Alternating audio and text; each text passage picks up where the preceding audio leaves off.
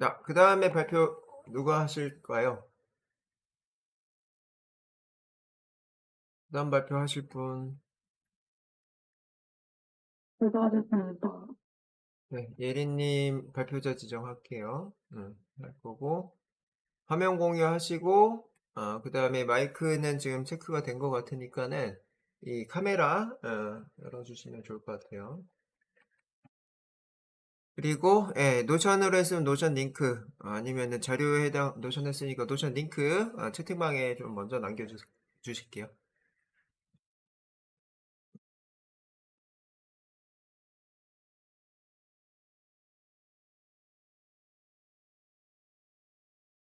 맨 밑에 링크 복사 맨 밑에 거기 그걸로 해도 돼요. 그렇게 하시고 채팅방에다가 보내보세요.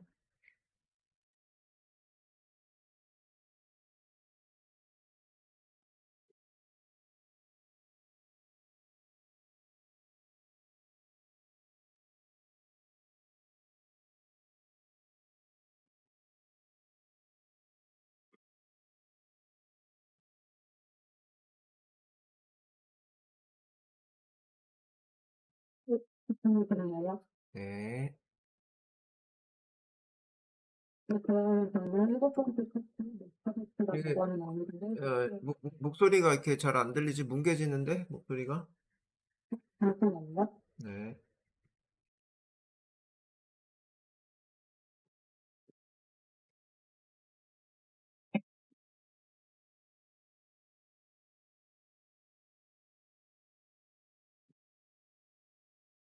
지금은 잘 네, 들리시나요? 지금 잘 들립니다. 네, 진행하시죠.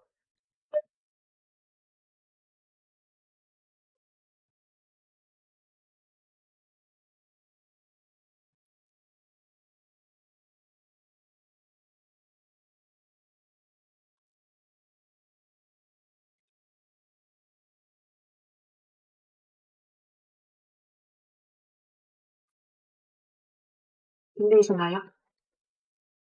네, 잘 들려요. 네, 그럼 저는 일곱 번째 파트 메타버스가 나버든 아니다에 대해 발표하겠습니다. 우선 처음으로 메타버스와 현실의 관계에 대해 설명하도록 하겠습니다. 현재 인간은 메타버스를 끊임없이 생산하고 사용하고 있는데 그 이유에 대해 알아보겠습니다. 플라톤의 견해에 따르면 놀이의 기원은 신과 연관되어 있다고 하는데요. 진지한 존재인 신은 본인의 즐거움을 위해 인간을 창조하였고 그 인간은 스스로 놀이를 합니다. 이 놀이를 모방이라고 부르는데 플라톤은 이 모방을 미미식스라고 부릅니다. 예를 들어 화가가 풍경을 모방하여 그림을 그리는 것은 시각의 모방이고 음악가가 자연의 소리를 모방하여 노래를 만드는 것은 청각의 모방입니다. 이에 따르면 메타버스는 하나의 거대한 모방의 공간이라고 할 수 있는데요. 메타버스 중에서 증강현실 세계는 상상 속 이야기를 모방하는 것이고 이것의 예로는 포켓몬고 게임을 들 수 있습니다.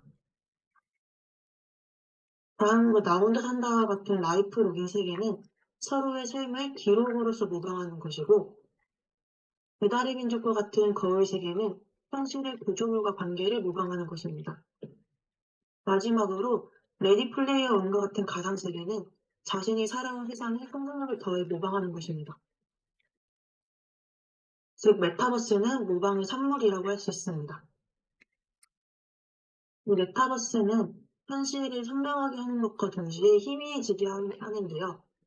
우선 최근 코로나 상황 속에서 거울 세계가 소상공인 상권을 지키는 것과 메타버스 안에서 콘서트, 공부, 회의 등을 진행하고 라이프 로깅 메타버스 안에서 친구들과 소통하는 것은 현실의 끈을 더 단단하게 해주는 예라고 할 수 있습니다. 이에 반해서 메타버스 안에서 모든 것을 해결하는 습관은 현실 세계에서 맞닥뜨리는 두려움에 대한 면역력을 떨어뜨리고 이는 현실 세계에 대한 두려움을 가중시킵니다. 따라서 메타버스가 현실을 완전히 대체해서는 안 된다고 생각합니다. 이런 메타버스는 인간이 가지는 두려움에 대한 도피일까 도전일까에 대해서도 알아보았는데요. 우선 현실 세계와 메타버스를 구별해주는 것은 보상 체계라고 할 수 있습니다. 하버드 대학에서 이런 보상 관련 실험을 하게 되었는데요. 첫 번째 상황은 성공을 했을 때 보조를 지급하는 것이고, 두 번째 상황은 보조를 우선 지급을 하고 과제를 제시하고, 이때 실패할 경우에는 보조를 다시 빼앗는 경우가 있습니다. 마지막으로는 그 과제를 해도 보수를 주지 않는 것인데요. 이에 따른 성과로는 성공을 했을 때 보수를 지급하는 것, 그리고 보수를 지급하고 과제를 제시하는 이 두 번째 경우, 그리고 마지막으로는 성공을 했을 때 보수를 받지 않는 이런 경우 순으로 성과가 높게 나타났다고 합니다. 이에 따라서 빼앗기는 상황을 불편해한다는 것을 알 수 있는데요. 이는 보상을 받았을 때 보상 중추인 측 좌액이 활성화되고, 처벌을 받았을 때는 통증을 담당하는 뇌선막이 활성화되기 때문이라고 할 수 있습니다. 현실 세계와 다르게 메타버스 시스템은 보상을 더해가는 시스템으로 설계가 되었기 때문에 더 많은 도전을 꿈꾸게 하고, 실패를 하더라도 또 다른 퀘스트나 미션, 과제들로 재도전을 부추기는 세계입니다. 따라서 현실 세계와 메타버스 모두 도전의 세계여야 한다고 할 수 있습니다. 이렇게 희망을 주는 메타버스 세계이지만 이 메타버스 또한 피곤한 세계가 될 수 있는데요. 사람은 불규칙한 보상에 좀 더 빠져들게 됩니다. 예를 들어 라이프 로긴 메타버스는 불규칙한 보상 형태로 우리를 자극하게 되고, 매우 빠른 피드백과 불규칙한 보상 구조로 이루어져 있습니다. 이는 현실 세계에 비해 메타버스 세계에서의 소통에 더 큰 기대감을 얻게 되고, 더 큰 기대감은 큰 실망과 큰 피로로 이루어질 수 있습니다. 또 다른 예시로는 소통의 효율성을 위해 모든 것을 숫자화한다는 예시가 있는데요. 예를 들어 이 피파 온라인 4에 해당하는 화면을 캡처해 봤습니다. 이는 그리즈만이라는 선수의 스펙을 수치로 나타낸 것인데요. 예를 들면 스피드는 94, 슛은 94, 패스 86 등으로 이런 선수들의 능력치를 수치화로 나타냅니다. 이런 수치화는 한 번에 확인을 할 수 있다는 효율성을 주지만, 현실 세계로 이를 적용해보자면, 예를 들어 직장인이 기획력이나 문서 작업력, 리더십, 문제해결 능력들을 수치화를 시키게 된다면 그것은 더 넓고 깊은 소통을 저해하고 저희 생활을 더 피곤하게 만들 것입니다.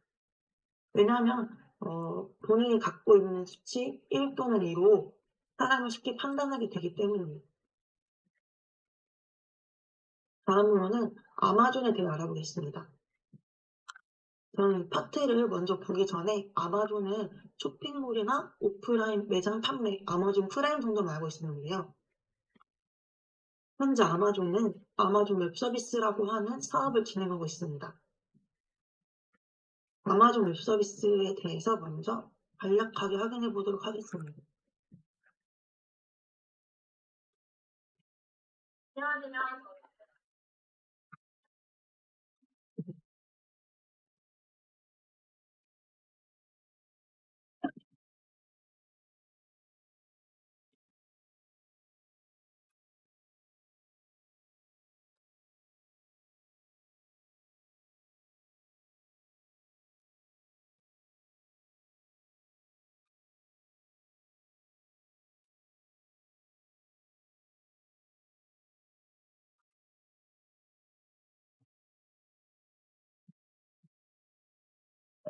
소리를 일부러 줄인 건가요?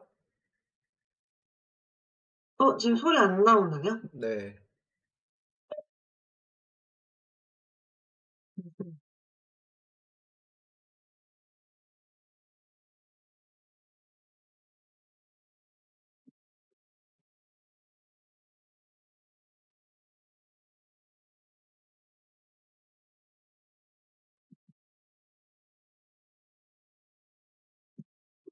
나오나요?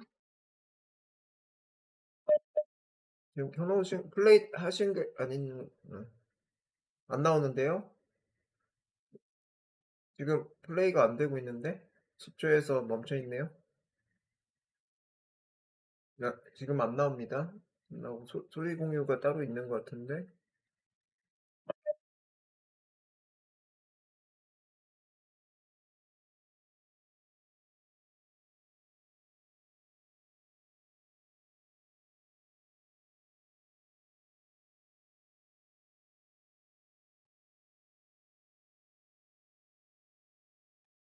예, 공유에 보시면 컴퓨터 소리 공유라고 따로 있어요. 공유 영역에 컴퓨터 소리 공유라고 따로 있어요.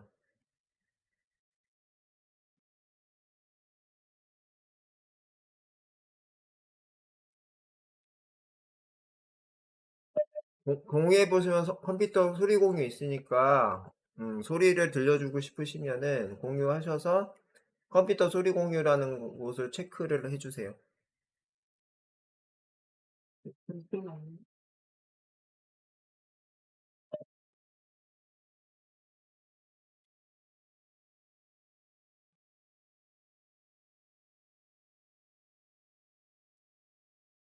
저희가 일단 이 자막만 한번 살펴보도록 하겠습니다.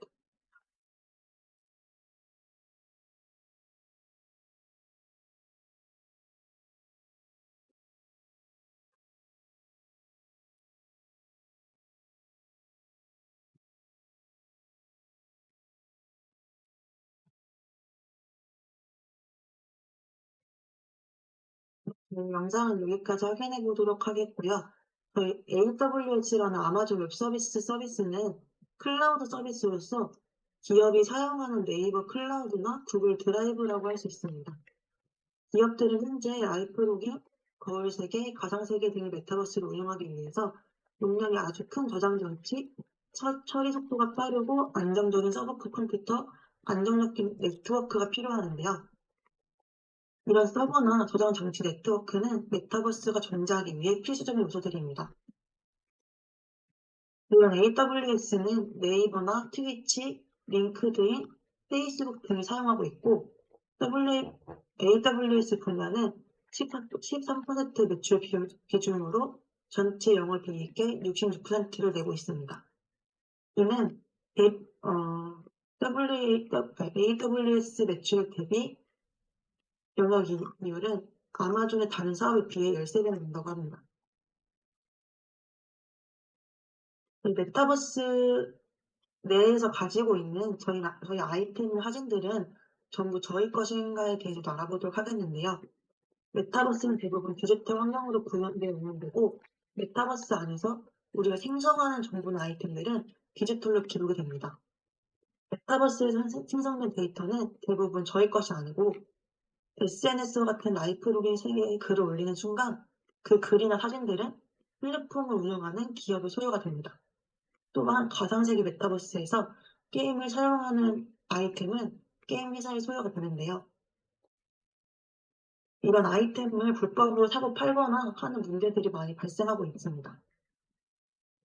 그들과 같은 메타버스 속 무법자들에게 가할 수 있는 최고의 벌은 계정을 영구히 차단하는 밴이라는 제도가 있는데요. 이런 밴이라는 제도가 있음에도 불구하고 다른 정보로 계정을 다시 생성하여 또 다른 범죄 행위를 하고 있다고 합니다. 따라서 메타버스의 운영 기업의 약관과 규칙에만 의존을 할 수 없고 저희 사용자들 스스로 메타버스 세계관을 존중하며 공생하기 위한 노력이 필요하다고 할 수 있습니다. 다음으로는 NPC의 인공지능에 대한 인권이 있을까에 대해 알아보도록 하겠습니다.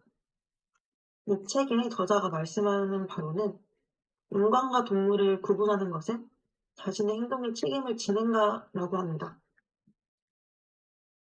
예를 들어 GTA 게임에서는 이전 이벤트 중에 한 남성을 공문하는 이벤트 플레이가 시작된 적이 있었는데요. 이 게임 내에서 일어나는 일들에 대한 책임 없이 내키는 대로 하려는 모습들이 자주 발생했다고 합니다. 이렇게 이 안에서 일어나는 행위에 대해서 자신의 행동에 책임을 지지 않기 때문에 더욱 잔인하고 자극적인 콘텐츠가 많이 생성되고 있습니다. 따라서 가상세계 내 메타버스가 정교해지고 실제감이 높아질수록 그 안에 어떤 상호관계와 세계관을 담을 것인지에 대한 고민이 더욱더 많이 필요하다고 할 수 있습니다.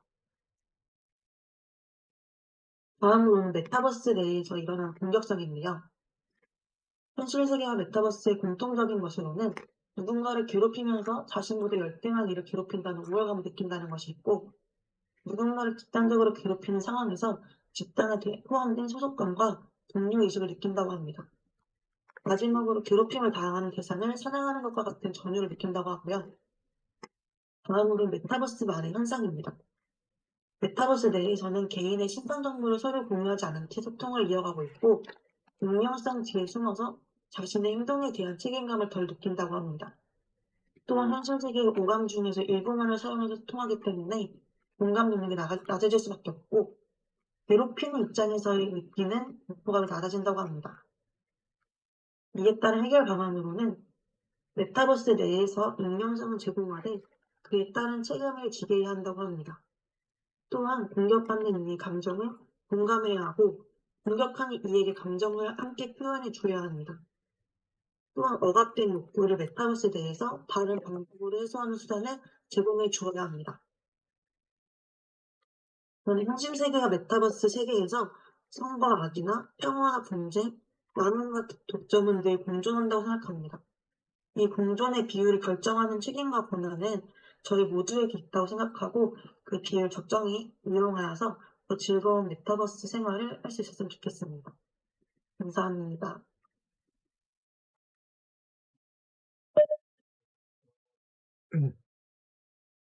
중간에 사운드가 안 닿아서 조금 아쉬웠고요. 일단은 네, 여기 이제 정리하신 거가 중간에 내용을 뭐라 그래야 되나? 다 정리를 하다가 마신 건가요? 네, 위로 좀 올려보실래요? 이거 지금 회색깔로 되어 있는 토글 버튼 좀 내려보세요. 여기 조금 올려보세요. 어디 갔어? 여기 GTA 게임이요. 밑에 여기 한남서문 네. 9번 뭐 이거 하려다가 마신 건가요? 어떻게 된 건가요? 그냥 이런 이벤트가 플레이 되었다는 거를, 그러면은 토글 버튼으로 하면 안 되지 않나요? 네. 네, 그런 것들이 좀 많이 있는 것 같고요. 여기 서식 자체가 다 그런 서식이 좀 많이 있는 것 같아요. 어? 아까 이전에 은지님하고 동일하게 음, 영역을 좀 넣어주시면 좋을 것 같은데, NPC 이 토글 버튼 한번 만들어 보세요. NPC 인공지능에 대해서 거기 토글 버튼. 그렇게 하면 안 되고, 컨트롤 Z. 음, 이건 전환일 텐데, 그렇게 하면은 바뀔 텐데, 컨트롤 Z. 거기다 그냥 꺽쇠 하시고 스페이스바 해보세요. 크다 꺽쇠. 크다 꺽쇠요. 반대로. 네, 스페이스바 해보세요. 그렇게 하시고 거기다가 넣어주시는 방법으로 하시고요. 그 다음에 뭐 여기 1, 2, 3, 4 여기다가 한 뭐 이렇게 뭐 위에서부터 봐야 되겠지만 1점 이렇게 해보실래요? 한 스페이스바. 이거 제목이라서 이런 식으로 정리를 하시면 돼요. 이렇게 정리를 하시면 되고 GTA 게임에 해당하는 거 한번 눌러보세요. 거기도 똑같이 1점 하셔서 만드실 건데 1점 스페이스바 하면 없어지거든. 컨트롤 Z 하시면 다시 살아나요. 컨트롤 Z. 토글하고 같이 있게끔 이렇게 해서 전체 두껍게 하세요. 1점도 두껍게 하셔가지고. 네, 그렇고 그 밑에도 한남성 공무원 플레이도 1점, 2점 이렇게 쓰세요. 또 거기다 1점. 스페이스바 컨트롤 Z. 아니요, 네, 컨트롤 Z만 하세요. 네, 그래서 이렇게 정리를 하시는 게 나은 것 같아요. 네, 그래서 이렇게 하시고 컨트롤 Z. 네, 그래서 다 뭐 두껍게 하시려면 다 두껍게 하시고 이런 식으로 정리를 하시면 되겠습니다. 그죠? 그래서 인간과 동물 구분하는 것을 1점 이렇게 쓰시고요. GTA 게임은 2점으로 쓰시면은 더 나을 것 같아요. 컨트롤 Z. 전체 독학기에도 있다가 하시고. 컨트롤 Z. 네, 다 그렇게 정리를 하셔가지고 뭔가가 그 약간의 테크트리 이게 뭐 들락날락에 해당하는 그 느낌이 좀 돼서 정리가 좀 잘 되게끔 그렇게 정리를 마무리하세요. 하시고 맨 네. 밑으로 내려보세요. 여기서 시험은 메타버스 공격성에 해당하는 해결 방안 맨 밑에 있는 거 3개가 이게 시험 문제에 나올 수 있습니다. 그래서 이거 체크해 두세요. 체크해 두시고 네. 이 메타버스 관련된 것들 중에 지금 거의 뭐 공격성 외에 위쪽으로 한번 쭉 올려보실래요? 네.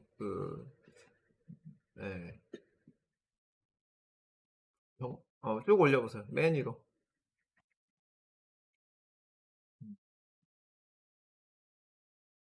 그래서 네, 뭐 처음에 이제 메타버스에 관련된 내용이죠.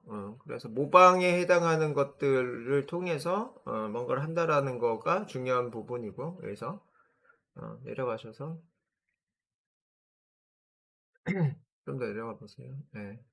뭐 이런 것들이 이제 앞에서 계속적으로 똑같은 얘기고, 네. 뭐 이게 뭐 이 부분에 보상 관련 실험 이런 것들이 조금 알아야 되는 내용이고 내려와서 이런 것들은 대부분 아시죠?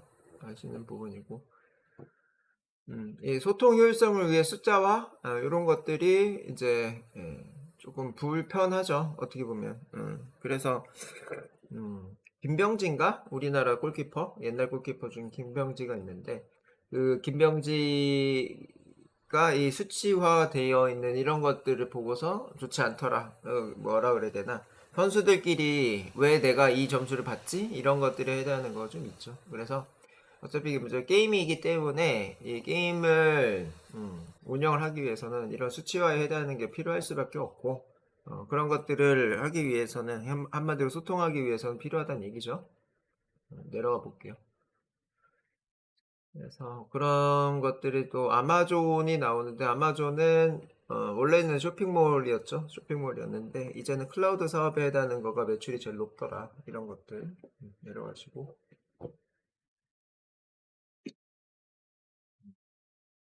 그래서 뭐 라이프 로깅 이런 것들은 앞에서도 혹은 뭐 뒤에서도 많이 얘기할 거니까 이런 것들이 있다 정도만 알아두시면 될 것 같고 맨 밑에 내려가시면은 아까 이제 시험에 나온다고 했던 거 있죠. 예, 그 메타버스 안에 공격성 그것들의 해결 방안 요거 시험에 나올 것 같으니까 잘 저장하시면 될 것 같습니다. 네, 여기까지 하실게요. 네, 감사합니다. 자, 그 다음에 누가 하실까요? 저요. 성함이 밤바 에르데르님. 네, 네. 네, 준비하시고 카메라 켜셨고 네, 발표자 지정했습니다. 화면 공유해 주세요.